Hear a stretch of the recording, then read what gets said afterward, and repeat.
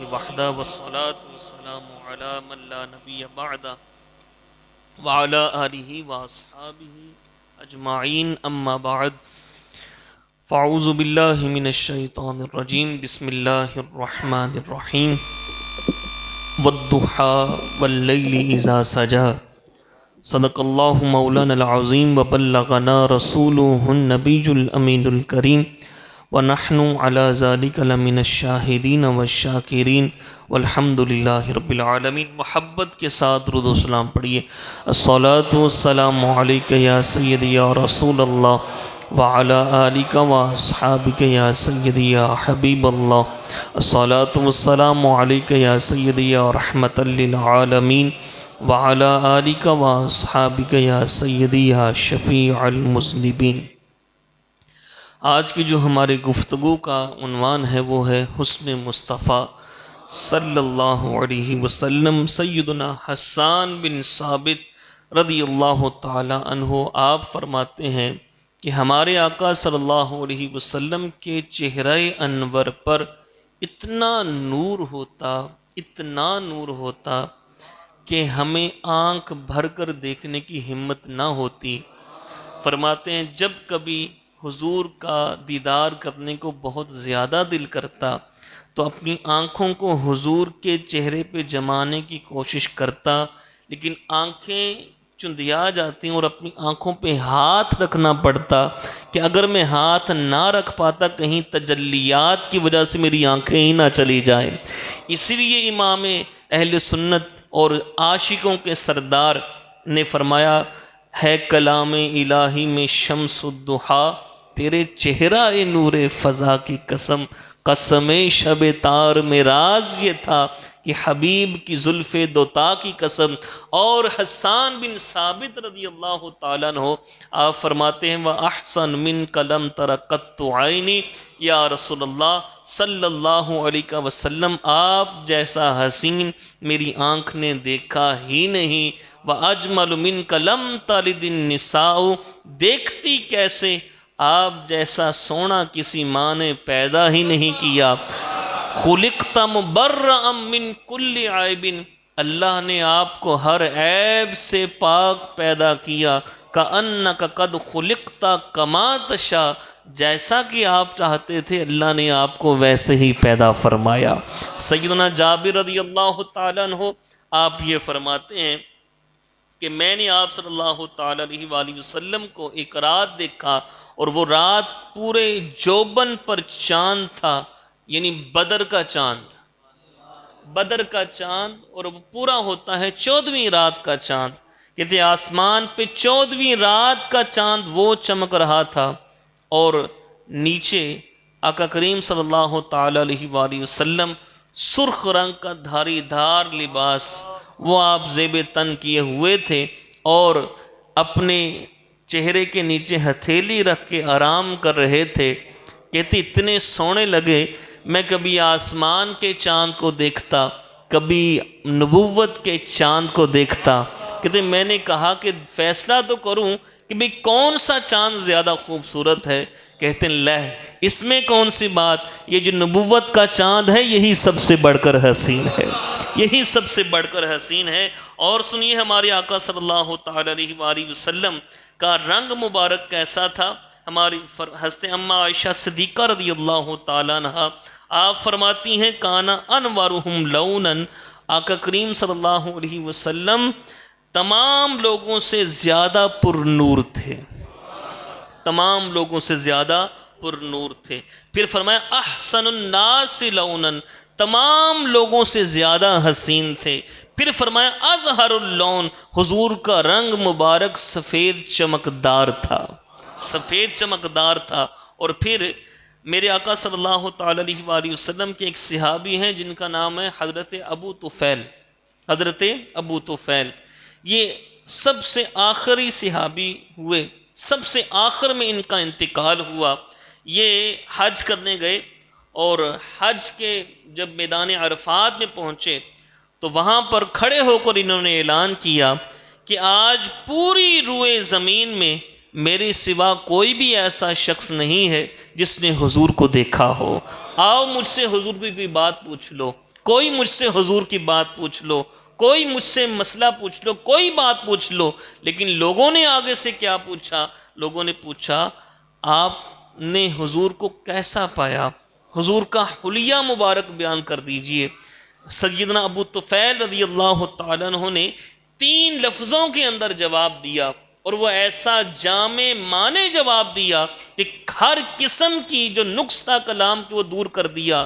فرماتے ہیں کانا ابید ملیحا مقصدا، کہ ہمارے آقا صلی اللہ علیہ وسلم گورے چٹے تھے، آپ کا رنگ سفید چمکدار تھا، جاذب نظر تھا، اور قد مبارک درمیانہ تھا، قد مبارک درمیانہ تھا. اور سنیے، میرے آقا صلی اللہ تعالی علیہ وآلہ وسلم ہجرت کرنے کے لیے سفر شروع کیا. جناب صدیق اکبر ساتھ ہیں. رستے میں ایک خاتون، ایک بڑھیا کا وہ ڈیرا آیا، اور اس بڑھیا کا نام ہے ام معبد. کیا نام ہے؟ ام معبد ان کا نام ہے. وہاں پر رکے. ہمارے آقا صلی اللہ علیہ وسلم نے فرمایا ابو بکر ذرا پوچھو اس کے پاس کچھ کھانے پینے کی چیز ہے کہ نہیں. یہ انبیاء جو مانگتے ہیں نا، یہ دراصل ان کو دینے کے لیے کچھ ہوتا ہے، وہ اپنے لیے اصل میں دینے کے لیے ہوتا ہے. جو ام معبد کا شوہر تھا وہ بکریاں چرانے کے لیے گیا ہوا تھا. کہا کچھ بھی نہیں، ایک لاغر سی بکری ہے، کمزور سی بکری ہے، بس وہی ہے، لیکن وہ دودھ نہیں دیتی. جناب صدیق اکبر نے یہ حضور کو عرض کی کہ حضور وہ دودھ نہیں دیتی. فرمایا اس سے پوچھو، اگر وہ کہے، وہ اجازت دے تو ہم اس کا دودھ دھو لیں، ہم اس کا دودھ دھو لیں. انہوں نے کہا دھو لیں. آقا کریم صلی اللہ تعالی علیہ وآلہ وسلم اس بکری کے پاس گئے، اس بکری کے نصیبوں پہ قربان، اس بکری کے پاس گئے. جیسے ہی اس نے حضور کو دیکھا اس نے اپنی ٹانگوں کو پھیلا دیا. ہمارے آقا صلی اللہ علیہ وسلم نے اپنا دستے کرم اس کے تھنوں پہ رکھا، دودھ دھویا. اتنا دودھ دھویا کہ فرمایا ام معبد گھر میں جتنے بھی برتن ہیں سارے لے آؤ، سارے برتن لے آؤ. سارے برتن ام معبد لے آئی. وہ لاغر بکری، کمزور بکری جس سے وہ کہہ رہی تھی اس سے تو دودھ نکلتا ہی نہیں، یہ تو بالکل ناکارہ ہو چکی ہے، ہم تو اسے ذبح کرنے پہ آئے ہیں، اس لیے ریوٹ پہ میرا شوہر ساتھ بھی لے کر نہیں گیا. لیکن وہی بکری اتنا دودھ دے رہی ہے کہ اس گھر کے سارے برتن بھر جاتے ہیں. پھر آقا کریم صلی اللہ علیہ وسلم نے فرمایا اب ہم اس سے پی لیں. فرمایا عرض کی حضور پی لیں. حضور نے خود نوش فرمایا. اچھا، جب وہ آگے بات میں عرض کرتا ہوں، یہ بکری کب تک دودھ دیتی رہی؟ آقا کریم صلی اللہ علیہ وسلم کی ساری زندگی، یعنی جو ہجرت کے بعد کی 10 سالہ زندگی تھی دنیاوی، اس میں صدیق اکبر کے زمانے میں، فاروق اعظم رضی اللہ تعالیٰ کے زمانے تک یہ بکری برابر دودھ دیتی رہی، اور پورے علاقے میں اس سے زیادہ دودھ کوئی بکری نہیں دیتی تھی. اور کہتے ہیں کہ ایسا وقت بھی آیا کہ قحط سالی ہو چکی تھی، گھاس پھوس نہیں تھا، کوئی چارہ نہیں تھا، باقی بکریاں، باقی جانور دودھ دینے سے جواب دے دیتے، لیکن جس بکری کو میرے مصطفیٰ نے ہاتھ لگایا تھا وہ برابر دودھ دیتی رہی تھی. اچھا، وہ دیکھا نا، اب حضور چلے گئے، آگے حضور آگے تشریف لے گئے. جب شوہر واپس آیا اس نے دیکھا ایک برتن وہ بھرا ہوا، دوسرا برتن دودھ سے بھرا ہوا، تیسرا برتن دودھ سے بھرا ہوا، چوتھا گھر کے سارے برتن دودھ سے بھرے ہوئے. کہا یہ دودھ کہاں سے آیا ہے، کون لے کے آیا ہے؟ کہا ہے تو اسی بکری کا، لیکن دوہا مبارک نے ہے، اس کو جو دودھ نکالا ہے وہ مبارک نے نکالا ہے. اب اس نے حضور کا نام مبارک رکھ دیا، مبارک حضور کا نام رکھ دیا. کون سا مبارک؟ مبارک نام اس نے خود ہی اپنے طور پہ رکھ دیا کہ مبارک آیا تھا. اچھا، وہ کیسے تھے؟ اب یہ حدیث تفصیلی ہے، اس نے حضور کا پورا حلیہ بیان کیا کہ میرے وہ مبارک کا چہرہ اتنا پیارا تھا کہ نور کی شعائیں نکلتی تھیں، آنکھیں اتنی پیاری تھیں، جب بولتا تھا منہ سے پھول جھڑتے تھے، جب دور تھا تب بھی خوبصورت دکھائی دیتا تھا، قریب آتا اور خوبصورت نظر آتا تھا. اس نے حضور کی شانیں بیان کی. اچھا، آئندہ جب وہ آئے تو مجھے پیغام بھیج کر بلوا لینا. اب ام معبد کا چھوٹا بیٹا بھی تھا، چھوٹا بچہ بھی تھا، تو وہ بھی مبارک مبارک. اب روزانہ ان کے گھر میں مبارک کے چرچے ہونے لگے. مبارک کے چرچے ہونے لگے۔ تفاسیر میں آتا ہے، شارحین نے لکھا، پھر جب حضور مدینہ پاک گئے، مدینہ پاک میں ان کا استقبال ہوا اور حضور نے مدینہ پاک میں قیام کیا۔ یہ معبد، اس کا بیٹا اور اس کا شوہر، یہ کسی کام کے لیے مدینہ المنورہ گئے۔ وہاں پر اب شوہر نے اس معبد سے کہا تھا، آئندہ معبد کا کچھ پتہ چلے مجھے بتانا، میں بھی تو مبارک کو دیکھوں نا، میں بھی تو مبارک کو دیکھوں۔ اب بیٹا ساتھ تھا تو بازار میں صدیق اکبر ملے، بازار میں صدیق اکبر ملے۔ وہ بچہ، اماں وہ دیکھو مبارک کا دوست، وہ دیکھو مبارک کا دوست۔ انہیں صدیق اکبر رضی اللہ تعالیٰ عنہ کو سلام کیا اور صدیق اکبر نے پہچان لیا، مبارک کہاں پہ ہے، مبارک کہاں پہ؟ کہا کون سا مبارک؟ ارے وہ جس نے بکری کا دودھ دہا تھا وہ کہاں پہ ہے، مبارک کہاں پہ ہے؟ کہا وہ مبارک، ان کا نام تم نے مبارک رکھ دیا، ٹھیک ہے یہ بھی، لیکن ان کا نامی اس میں گرامی محمد ہے اور وہی آخری رسول ہے۔ اچھا وہ آخری رسول ہے، ہمیں ان کی بارگاہ میں لے چلو۔ وہ سارے آتے ہیں اور آ کر کلمہ پڑھ کر مسلمان ہو جاتے ہیں۔ یہ ہمارے آقا صلی اللہ تعالی علیہ وآلہ وسلم کو اتنا حسن اللہ تعالیٰ نے عطا فرمایا تھا۔ اور پھر سنیے، اللہ اکبر، سیدہ اماں عائشہ صدیقہ رضی اللہ تعالیٰ عنہ کی بڑی مشہور و معروف حدیث پاک، یہ کئی ایسی احادیث ہوتی ہیں جو بار بار سنی ہوتی ہیں، بار بار بیان کی ہوتی ہیں، لیکن ان کے اندر ایک ایسی چاشنی ہوتی ہے کہ بار بار بیان کرنے کو دل کرتا ہے، بار بار بیان کرنے کو دل کرتا ہے۔ سنیے، اماں عائشہ صدیقہ رضی اللہ تعالیٰ عنہ رات کے اندھیرے میں دیے کی روشنی میں سوئی کے ساتھ سی رہی تھی، دیا گل ہو گیا، بجھ گیا، اماں عائشہ صدیقہ کی سوئی گر گئی، آپ نیچے سوئی کو ٹٹور رہی۔ وہ منظر اپنے وہ تصور میں لے کے آئیے، وہ کیا وہ منظر ہوگا کہ جب حضور کمرے میں داخل ہوئے ہوں گے، حضور کمرے میں داخل ہوئے ہوں گے، حضور حجرہ مقدسہ میں داخل ہوئے ہوں گے، اور جب حضور گھر میں داخل ہوتے تھے مسکراتے ہوئے داخل ہوتے تھے اور آپ کے دانتوں سے نور نکلتا تھا، حتیٰ یتلألأ الجدر، کہ در و دیوار روشن ہو جاتے تھے۔ وہ حضور داخل ہوئے، کمرے میں اتنی روشنی ہوئی کہ اماں عائشہ صدیقہ کو اپنی سوئی مل جاتی ہے، وہ سوئی مل گئی۔ اور شاعر نے پھر یہاں پر کیا خوب قلم اٹھایا کہ عائشہ بی کے ہاتھ سے جس وقت سوئی کھو گئی، ڈھیلے کی پڑ گئے اور اونچی آواز سے گئے، عائشہ بی کے ہاتھ سے جس وقت سوئی کھو گئی، مسکرائے آپ تو ہر چیز روشن ہو گئی، مسکرائے آپ تو ہر چیز روشن ہو گئی، چہرہ رسول ہے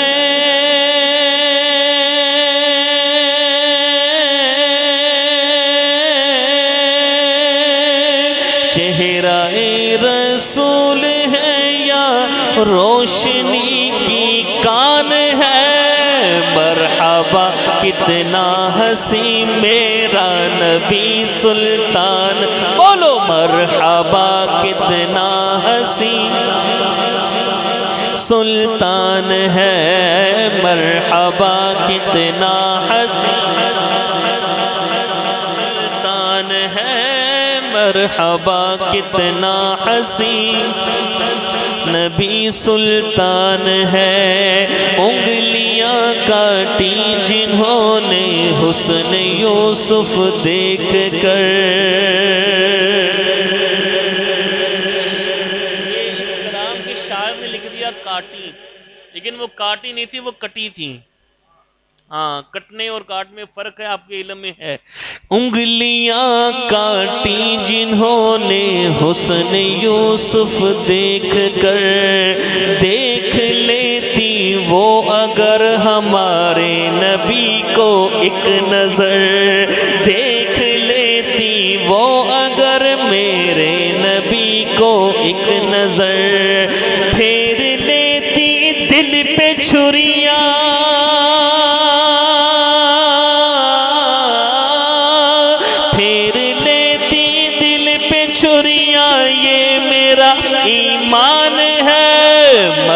مرحبا کتنا حسین میرا نبی،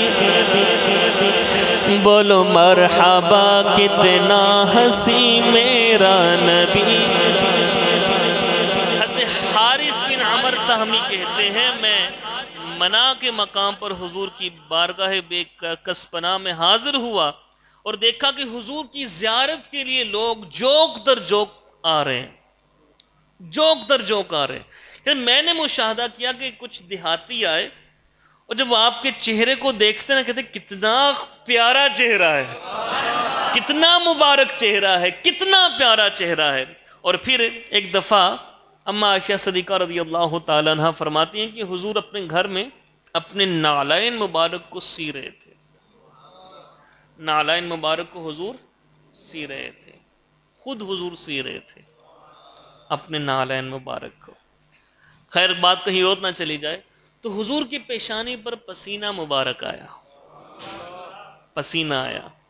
ہمارا پسینہ تو یہ ہے نا کہ آ جائے تو اپنا ہاتھ لگانے کو دل نہیں کرتا، ٹیشو لے کے آؤ، رومال لو، تولیہ لے کے آؤ صاف کرے، لیکن وہ حضور کا پسینہ۔ اما عائشہ صدیقہ فرماتی ہیں حضور کی پیشانی پر پسینے کے موتی، تو فرماتی ہیں میں حضور کو اب دیکھی جا رہی ہوں۔ حضور نے مجھے دیکھا، فرمایا عائشہ کیا دیکھ رہی ہو، عائشہ کیا دیکھ رہی ہو؟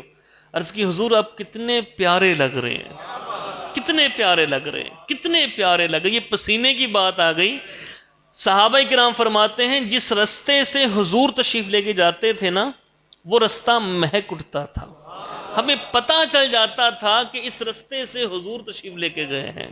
ام سلیم کا اپنے واقعہ سنا نہیں؟ ام سلیم رضی اللہ تعالیٰ عنہ ان کے گھر حضور تشریف لے کے آتے، وہ کیا کرتی، چمڑے کا بستر ہوتا۔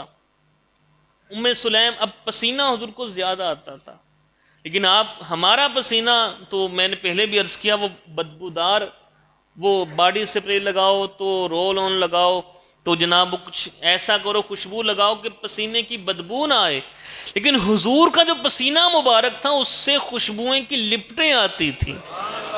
وہ فرماتی ہیں پسینہ آتا تو وہ چمڑا کا بستر تھا اس میں جمع، تو میں ایک ڈبیا میں اس کو لیتی، ڈبیا میں اس پسینے کو جمع کرتی۔ حضور نے پوچھا ام سلیم یہ کیا کر رہی ہو؟ اور اس کی حضور اس سے ہم خوشبو حاصل کرتے ہیں، اس سے ہم خوشبو حاصل کرتے ہیں۔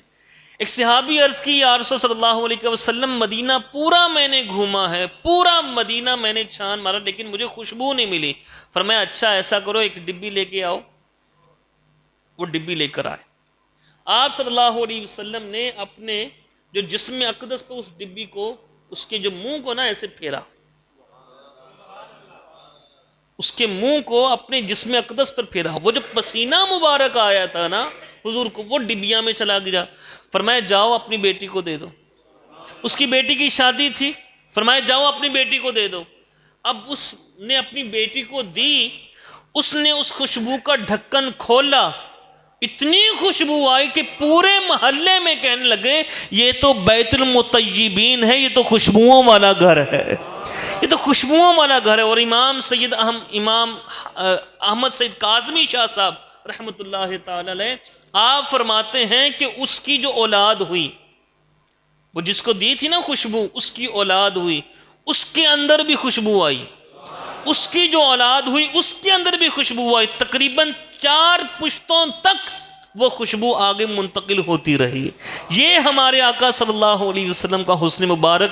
صحابہ فرماتے ہیں کہ جس طرح ہمیں تازہ تازہ خوشبو کے آثار ملتے ہم سمجھ جاتے اس طرف حضور گئے ہیں۔